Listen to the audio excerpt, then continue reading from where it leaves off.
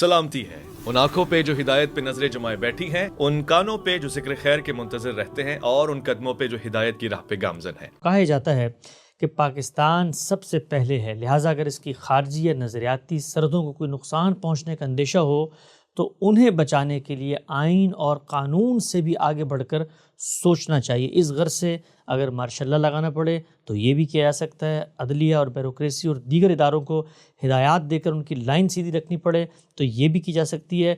लोगों को अगर कानून से मावरा उठाकर लापता कर दिया जाए तो ये भी किया जा सकता है। इसकी वजह क्या है? इसकी वजह यह है कि करप्ट और गैर नज़रियाती सियासतदानों को कैद में डालकर भी मुल्क की खातिर और मुल्क की सलामती और मुल्क की बका और कौमी तशख़्ख़ुस की बहाली की खातिर ये करना पड़े तो ये सब कुछ भी किया जाएगा। पाकिस्तान की एक तारीख़ है, हम ये जानते हैं कि 4 दफ़ा बाकायदा फ़ौज अपने इस बयानियों को लेकर पहले तो पस पर्दा बैठती थी, सियासतदानों को पैदा करती थी, कहीं पे आइन में रद्दोबदल करती थी, कहीं पर अपने बयानियों को दूने खाना पेश करती थी, लेकिन बबांगे दोहल आइन को रद्दी की टोकरी में फेंक कर चोर दरवाज़े से हमने देखा कि फिर वो ताला आज़मा सिपा सालार जिन्होंने सरहद की हिफाजत करनी थी, अन्नाने हुकूमत पर बराजमान होकर मुल्क का इक़्तिदार पर कब्ज़ा कर लिया। 40 साल के करीब कहा जाता है 4 मार्शल लॉ लगे। सवाल आपकी खिदमत में ये है कि इस बयानिए ने अमली हक़ाइक़ और तस्वीर की सूरत भी इख्तियार कर ली।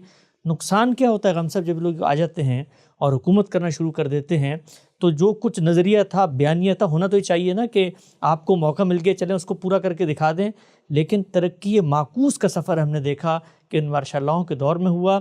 समाजी तौर पे, सियासी तौर पे किस तरह का अदम इस्तेकाम आप देखते हैं जब ये लोग हुकूमत में आ जाते हैं? ये तो नताइज की बहस है। मैं थोड़ी देर के लिए मान लेता हूँ कि आने के बड़े गैर मामूली और बहुत अच्छे नताइज निकले, तब भी ये बयानिया बिल्कुल बेमानी और बिल्कुल बेबुनियाद है। मैं इसमें से एक एक जुज़ को वाज़े करता हूँ। इसमें पहली बात ये कही गई है कि हमारी एक जुग़राफ़ी सरहदें हैं और एक नज़रियाती सरहदें हैं। ये नज़रियाती सरहदें क्या चीज़ होती हैं? यानी ये मुल्क, मैं इससे पहले वज़ाहत के साथ अर्ज़ कर चुका हूँ, एक कौमी रियासत की हैसियत से वजूद पज़ीर हुआ। कौमी रियासत एक कौमी रियासत की हैसियत से अगर काम करती है तो आलमी सतह पर उसके वजूद को कोई ख़तरा लायक नहीं होता, मानी जाती है। यानी ये दुनिया में इस वक्त मानी हुई चीज़ है कि कौमों को हक़ हासिल है कि वो अपनी रियासतें बना लें। तक़सीम का सारा मुकदमा इसी उसूल पर लड़ा गया। मुत्तहिदा हिंदुस्तान में बरतानिया उज़्मा से अगर ये मुतालबा किया गया तो इसी उसूल पर किया गया। ये मुसलमान कौमियत की हर तारीफ़ के लिहाज से एक कौम है, और ये कौम चूँकि शुमाल मगरबी हिंदुस्तान में और दूसरी जानिब मशरक़ी हिंदुस्तान में अक्सरियत रखती है, बहुत बड़ा इलाका इसके पास है, इसलिए ये हक़ रखते हैं कि अगर ये मुत्तहिदा हिंदुस्तान में अपने आप को महफूज नहीं समझते तो अपने इलाके को अलग कर लें। तक़सीम दर हकीकत अलहदगी का मुतालबा था, और चूँकि कौमी रियासतों के बाद में ये बात भी तय हो चुकी थी कि कौमों के हक़ खुद इरादी को इज़्ज़त दी जाएगी, उसको माना जाएगा, मान लिया गया। ये कौमी रियासत की हैसियत से वजूद में आ गया। तो इसमें नज़रिया क्या है वो समझ में नहीं आता। यानी जिसकी हिफाजत करने के लिए किसी दूसरे को आना है, अगर किसी नज़रिए को थोड़ी देर के लिए मान लें कोई ख़तरा लायक हो जाए तो उसमें तो इस्तिदलाल पेश नज़र होता है। यानी नज़रिए की, अगर नज़रिए को मान लिया जाए कोई हिफाजत कर सकता है तो वो बड़े दानिश्वर करते हैं, बड़े उलमा करते हैं, माहिरीन करते हैं। कौम की बैसियत मजमूई एक विल होती है जो उनकी पुश्त पर खड़ी होती है। तो अगर लोग ये महसूस करेंगे कि कोई नज़रियाती ख़तरा पैदा हो गया है, उस ज़माने के पस मंज़र में कह सकते हैं आपके इश्तराकी फ़िक्र से एक नज़रियाती ख़तरा सामने आया, वो भी बाद में आया। थोड़ी देर के लिए मान लें कि आ गया है, तो उसका मुकाबला करने के लिए 2 ही चीज़ें होंगी। यानी अगर नज़रिया नज़रिए के तरीके पर आ रहा है, नज़रिया नज़रिए के तरीके पर तो इस्तिदलाल से आता है। आप एक बात बयान करते हैं, आप उसको लोगों तक पहुंचाते हैं, लोग उससे मुतासर होते हैं।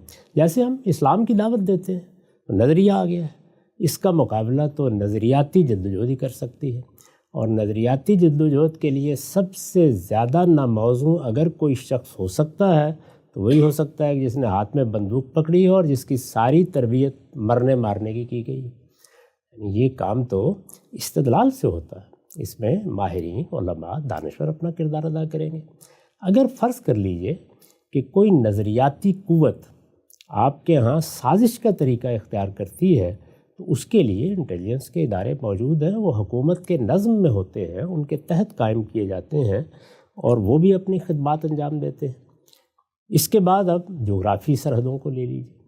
جغرافی سرحدوں کے معاملے میں اس سے پہلے عرض کر چکا کہ دوسری جنگ عظیم کے بعد دنیا کے فاتحین نے ان کو جس طرح سے میز پر بیٹھ کر بنا دیا ہے، اس میں کوئی تبدیلی میں یا آپ اب اپنی مرضی سے کرنے کی پوزیشن میں نہیں رہے۔ اس وقت عالمی سطح پر یہی صورتحال ہے، یعنی وہی 5 بڑی طاقتیں جن کو اقوام متحدہ میں ویٹو کا حق حاصل ہے، اور وہ اصلاً پہلی اور دوسری جنگ عظیم کے فاتحین ہیں، وہ جن چیزوں کو اختیار کر چکے ان سے اگر کہیں انحراف کو گوارا کریں گے تو اپنے مصالحے اور اپنی حکمتوں کے تحت کریں گے، اور جب ان کے مصالحے اور ان کی حکمتیں کسی تبدیلی کا تقاضا کریں گی تو پھر آپ کی افواج کچھ بھی نہیں کر سکتی اور کہیں بھی نہیں کر سکیں۔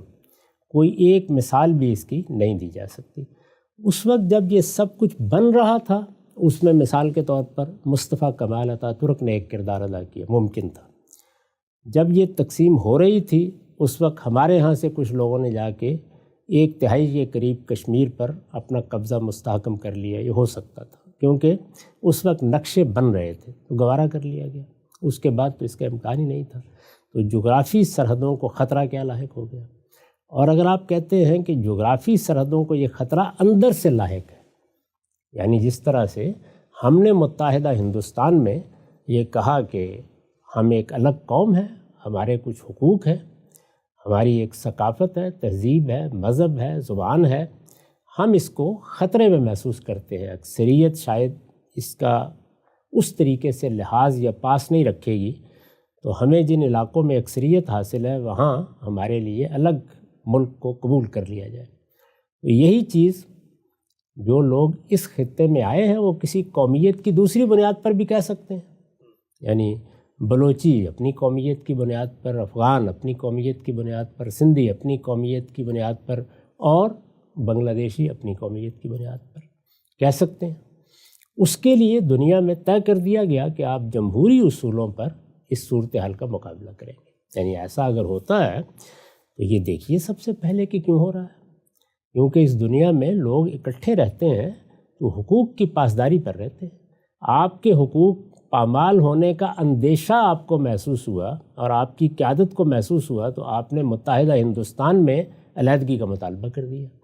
یہ آپ کے لیے جائز تھا تو آپ کے اندر کے لوگوں کے لیے بھی جائز ہے، اور اگر یہ مطالبہ سامنے آ جاتا ہے تو جس طریقے سے اس وقت بات ہوئی تھی ویسے ہی ہونی چاہیے۔ اس وقت یہ مطالبہ کرنے والوں کو غائب تو نہیں کہہ دیا گیا تھا، لوگ اٹھا کر تو نہیں لے گئے تھے، کسی فوج کی اس وقت قوت تو ان کے خلاف استعمال نہیں کی گئی تھی۔ یعنی یہی تھا نا کہ بات ہوئی، اور اس بات چیت میں میز پر بیٹھ کر مختلف منصوبے سامنے آئے، گفتگو ہوئی، اس کے بارے میں کسر و انکسار بھی ہوا، سب ہوا، یہاں تک کہ آخر میں کیبنٹ مشن پلان کو خود قائد اعظم نے قبول کر لیا۔ تو ایک راستہ نہیں تھا، 10 راستے تھے، سیاسی طریقے سے ان پہ گفتگو ہوتی رہی، یہاں بھی ہو جائے گی۔ اور اس گفتگو کرنے کے لیے سب سے اچھے سیاستدانی ہوتے ہیں، اس لیے کہ وہ یہ جانتے ہیں کہ کہاں تعلقات بڑھانے ہیں، کہاں معاملات میں کسر انکسار کرنا ہے، کہاں چھوڑنا ہے۔ وہ عزت دینا بھی جانتے ہوتے ہیں، مختلف قوتوں کو جمع کرنا بھی جانتے ہوتے ہیں۔ وہ اس طرح کی نفرت کی مہمات نہیں چلاتے جیسے کہ فوج کی ضرورت ہوتی ہے یا فوجی ذہن کی مصیبت ہوتی ہے، تو وہ کر لیں گے یہ کام۔ چنانچہ کیا واقعہ ہے، اور اس واقعے کا کوئی انکار کر سکتا ہے کہ پھر اگر اس طرح کی صورتحال پیدا ہوئی اور مشرقی پاکستان میں پیدا ہوئی تو اقتدار کن کے پاس تھا؟ فوجیوں کے پاس۔ اور کن سے وہ جغرافی سرحدوں کی حفاظت نہیں ہو سکی؟ فوجیوں سے۔ پھر مجھے بتائیے کہ حاصل کیا ہوا؟ اگر سیاستدان ہوتے، میں آپ سے سچ عرض کرتا ہوں کہ پہلے مرحلے میں تو مجیب الرحمان کے 6 نکات پر وہ گفتگو کرتے، جیسے کہ انہوں نے شروع کر دی تھی۔ اس گفتگو کے نتیجے میں کثر انکسار ہوتا۔ سیاست کی بساط پر جب تک گفتگو ہو رہی تھی اس وقت کی ساری تاریخ اٹھا کے دیکھ لیجئے، مجیب الرحمان یہ کہنے کے لیے بھی تیار نہیں تھے کہ ہم الگ ہونا چاہتے ہیں، یہ سب تھا۔ سیاستدان کثر انکسار کر کے معاملہ کر لیتے، لیکن جب ایک طرف ایک نہتہ سیاستدان کھڑا ہے، دوسری جانب آپ بندوق لے کے کھڑے ہیں، تو اس میں مذاکرات ہو نہیں سکتے، اور اس میں سیاسی عمل بھی نہیں ہو سکتا، اور اس میں سیاسی معاہدات بھی ممکن نہیں ہوتے۔ یہاں تو زیادہ سے زیادہ یہ ہے کہ کچھ آپ سے اگر منوا لیا جائے، یا یہ ہے کہ سرنڈر کر کے آپ کی بات مان لی جائے، اس کے سوا کوئی چارہ نہیں ہوتا۔ تو اس لیے یہ سارا جتنا آپ نے نقطہ بیان فرمایا ہے، یہ اپنی ابتدا سے اپنی انتہا تک لغو اور بے معنی ہے۔ اس سے کم اس کے لیے کوئی الفاظ نہیں ہو سکتے۔ نہ جغرافی سرحدوں کی حفاظت فوج کر سکتی ہے، البتہ جس وقت سیاستدان یا سیاسی رہنما فیصلہ کر لیں گے ہاں فی الواقع کوئی خطرہ لاحق ہوا ہے، تو فوج ان کی مدد میں کھڑی ہو سکتی ہے، اور فوج کے ذریعے سے وہ ان مقاصد کو حاصل کرتے ہیں جو فوجی سے حاصل ہوتے ہیں۔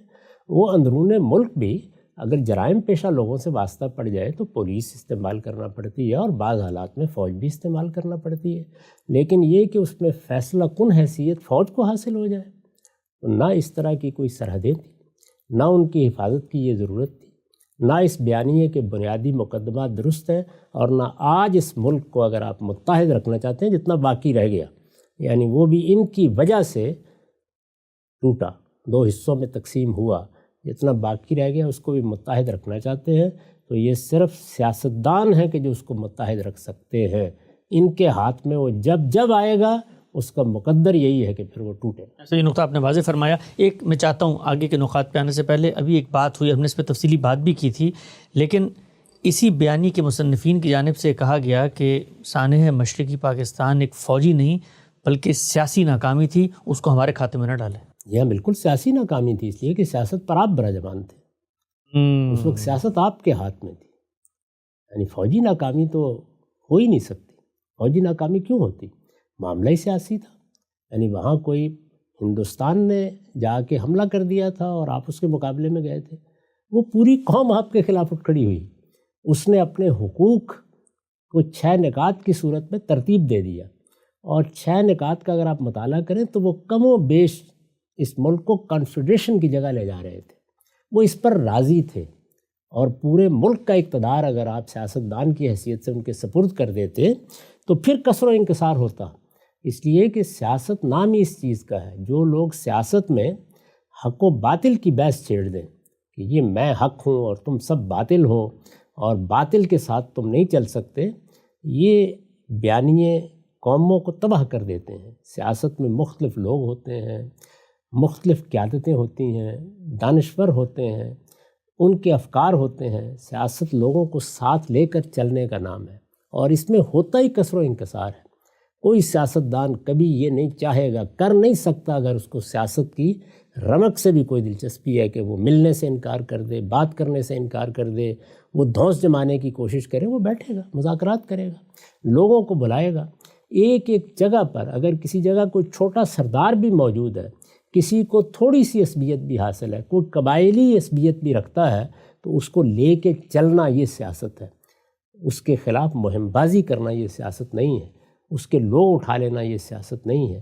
تو یہ تو سیاست کی الف بے سے بھی واقف نہیں ہوتے، ان بیچاروں کی یہ تربیت ہی نہیں ہے، اس لیے کوئی امکان اس کا نہیں تھا کہ یہ ملک کو بچا سکتے، ان کی وجہ سے ملک ٹوٹا۔ یہاں سے نقطہ آپ نے واضح کیا، جزیات میں اترتے ہیں۔ یہ جو پورا کا پورا 7واں نقطہ ہے کہ ملک کی سلامتی، اس کی بقا اور نظریاتی سرحدوں کی حفاظت کے لیے ماورائے قانون اقدامات بھی کیے جائیں گے۔ ایک کو میں آپ کے سامنے رکھتا ہوں۔ اب ہم نے دیکھا پاکستان کی سیاسی تاریخ میں بڑے نابغہ روزگار، بڑے علمی، بڑی مفکر اور بڑے ہی مدبر قسم کے سیاستدان پیدا ہوئے کسی دھرتی کے لیے، اس سے بڑی کوئی نعمت نہیں ہوتی کہ وہاں پر ایسے ذہین فتین لوگ پیدا ہوں۔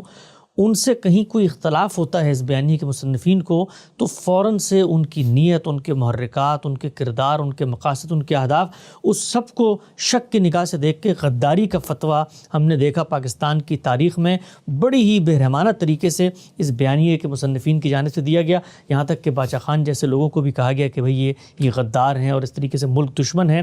یہ بتائیے گا کہ آپ نے بڑا اچھا نقطہ واضح کیا کہ سیاستدان کس طرح بات کرتے ہیں.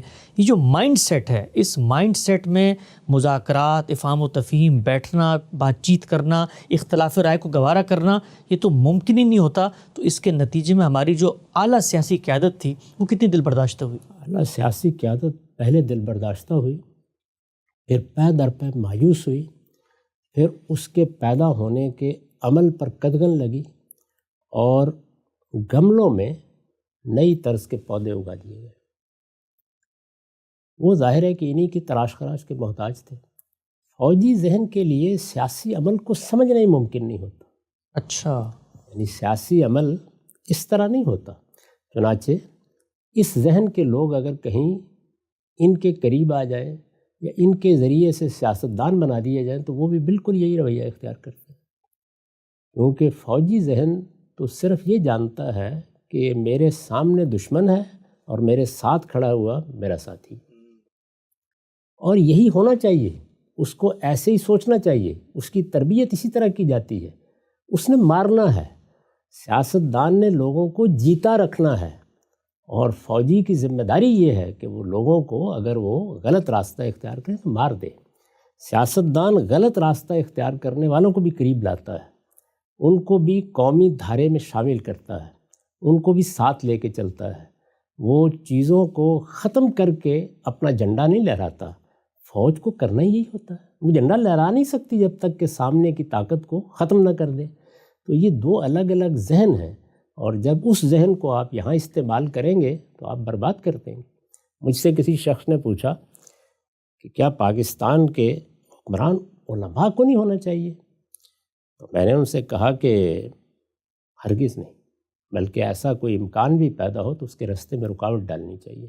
وہ بہت جذباتی ہو گئے اس کے نتیجے میں، اور انہوں نے پلٹ کے یہ کہا کہ صحابہ کرام تو دیکھیے بڑے بڑے عالم تھے، اور سیدنا صدیق کا نام لیا. میں نے یہ کہا کہ نہیں، یہ آپ کی غلط فہمی ہے.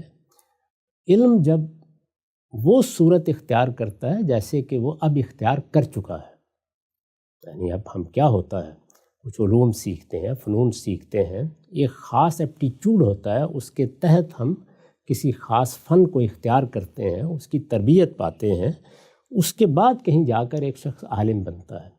تو اس میں مزاج، افتاد طبع، چیزوں کو دیکھنے کا انداز، یہ سب کچھ بالکل منفرد طریقے سے وجود میں آتا ہے. تو ایک بڑا عالم دنیا کے سامنے، بڑا عالم سے میری مراد صرف دین کا عالم نہیں ہے، سائنس کا عالم بھی ہوگا، جغرافیہ کا بھی ہوگا، کسی اور فن کا بھی ہوگا. صحابہ کرام کا معاملہ یہ نہیں ہے. سب صحابہ کا، ان میں سیدنا صدیق ہیں، سیدنا عمر ہیں، یہ بڑے لیڈر ہیں، اصلاً سیاسی رہنما ہیں، بہت بڑے سیاسی رہنما ہیں. لیکن اس وقت ہمارے دین کا علم تو وہی تھا نا جو حضور نے دے دیا. ابھی وہ باقاعدہ کوئی فن میں نہیں بدلا. یعنی اب جب آپ عالم بنتے ہیں تو آپ کو نحو پڑھنی ہے، آپ کو صرف پڑھنی ہے، آپ کو مختلف علوم فنون سیکھنے ہیں، آپ کو ایک باقاعدہ تربیت پانی ہے، تو پھر آپ عالم بنتے ہیں. تو میں نے عرض کیا کہ اس وقت بھی جو علمی ذوق رکھنے والے لوگ تھے وہ یہ نہیں تھے. وہ عبداللہ بن عمر ہیں، وہ عبداللہ بن عباس ہیں، وہ عبداللہ بن مسعود ہیں، وہ معاذ بن جبل ہیں، اس طرح کے لوگ ہیں. یہ مسلمانوں کی اس وقت کی سیاسی قیادت ہے، یہ اس کے زعماء ہے. اور پیشے کے لحاظ سے بھی یہ نہیں ہے کہ مولوی صاحب ہیں اور کسی مدرسے میں پڑھاتے ہیں، کوئی تجارت کر رہا ہے، کوئی زراعت میں دلچسپی رکھتا ہے، کسی کا یہ معاملہ ہے. تو اس لیے یہ بات درست نہیں ہے. تو انہوں نے کہا کہ اس کا مطلب یہ ہے کہ تم اپنے بارے میں بھی یہ کہتے ہو. تو میں نے کہا کہ میں تو اللہ سے پناہ مانگتا ہوں اس کی کہ مجھے کسی وقت کوئی سیاسی منصب دے دیا جائے. تو انہوں نے تعجب سے پوچھا کہ کیوں؟ میں نے کہا اس لیے کہ میرے مشاغل، نوعیت اور افتاد طبع چیزوں کے بارے میں جو زاویہ پیدا کرتے ہیں وہ تنقیح کا زاویہ ہے. یہ سیاست کے منافی زاویہ ہوتا ہے. بہت اہم بات. میں تارو پود بکھیر دوں گا کسی چیز کی. یعنی جس طرح ایک فوجی کا کام مار دینا ہے، میرا کام نظریات کے اندر اتر کر ان کے ریشے ریشے کو الگ کر دینا ہے. یہ کام تو جہاں بھی کیا جائے گا اس میں ایک نئی دنیا پیدا ہونی شروع ہو جائے گی. اس لیے میں بالکل ناموزوں آدمی ہوں اس مقصد کے لیے. اس کو سمجھنا چاہیے. تو یہ لوگ انتہائی ناموزوں ہیں، یعنی میں ناموزوں ہوں اور یہ انتہائی ناموزوں ہیں. اس لیے اللہ کی پناہ مانگنی چاہیے ان لوگوں سے کہ یہ کسی وقت اقتدار سنبھالیں. چنانچہ جب انہوں نے سنبھالا، آپ تینوں ادوار کو دیکھ لیں. میں چوتھے کو اس لیے شامل نہیں کرتا کہ وہ اصل میں ایوب خان کے مارشل لا ہی کا تسلسل تھا، یحییٰ خان کو جو اقتدار ملا. تینوں کو دیکھ لیں، یعنی تینوں ہماری سوسائٹی کو تباہ و برباد کر کے دنیا سے رخصت ہوئے. تینوں کا معاملہ ہے. ایک تو ابھی خیر موجود ہیں اور اپنا انجام دیکھ رہے ہیں، لیکن جب بھی کوئی گیا ہے اس نے انتہائی شدید نقصان پہنچایا ہے، کیونکہ اس کا سارا ذہن فوجی ہے، سوچنے کا انداز یہی ہے. وہ مارنے اور مرنے، غدار اور محب وطنی میں لوگوں کو تقسیم کر سکتا ہے. اس کو یہ پتہ ہی نہیں ہے کہ سیاست کیا ہوتی ہے، سیاسی عمل کیسے ہوتا ہے، سیاست میں جگہ کیسے بنائی جاتی ہے، سیاست دانوں کو عصبیت کیسے حاصل ہوتی ہے، اس کی عزت کیسے کی جاتی ہے، وہ اس سے واقف نہیں. اور جو لوگ یہ پیدا کرتے ہیں وہ بھی میں آپ سے عرض کروں کہ اللہ توفیق دے تو کچھ آگے چل کر وہ کچھ سیکھ جائیں، ورنہ وہ اسی ذہنیت کے ہوتے ہیں اور ایسے ہی نفرت کا بیانیہ لے کے چلتے ہیں. ناصر، فوج کا بیانیہ 7واں نقطہ زیر بحث ہے. کیا پاکستان کی فوج پاکستان کی نظریاتی اور خارجی سرحدوں کی محافظ ہے اور اس کی بقا کے لیے وہ قانون تک کو بالائے طاق رکھ کے مارشل لا نافذ کر دیتی ہے؟ سوال غامدی صاحب کی خدمت پر رکھیں گے کہ قومی نفسیات پر اس کا کیا اثر ہوتا ہے، لوگوں کے یہاں سے قانون پسندی کیسے اوپر اٹھ جاتی ہے، اور پورا کا پورا ہمارا جو عدالتی نظام ہے اس میں کیا نقصان اس کے نتیجے میں پیدا ہوا. سلسلہ گفتگو جاری ہے، وقت یہاں پہ ختم ہوتا ہے. دوبارہ حاضر خدمت ہوں گے، اب تک آپ کا بہت شکریہ.